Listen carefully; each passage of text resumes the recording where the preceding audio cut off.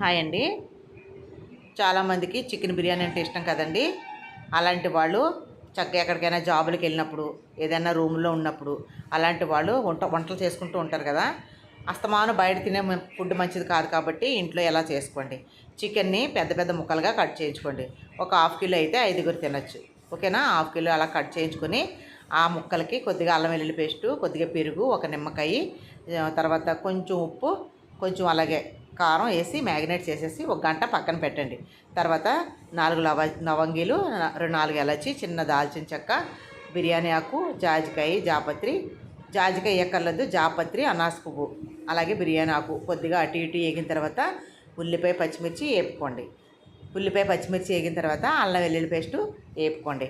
వేగిన తర్వాత అప్పుడు ఈ చికెన్ ముక్కలు ఉంటాయి కదా మ్యాగ్నేట్ చేసినవి, ఇదిగో చూసారా నేను ఇప్పుడు ఎలా కలుపుతున్నాను. అలాగే చక్కగా దాని నుంచి వాటర్ అంతా ఇంకిపోయే వరకు చికెన్ నుంచి చక్కగా మగ్గనివ్వండి.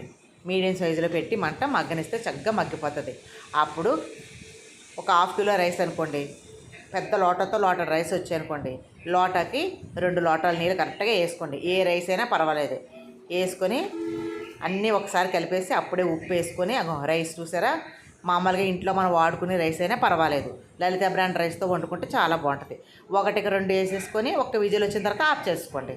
చాలా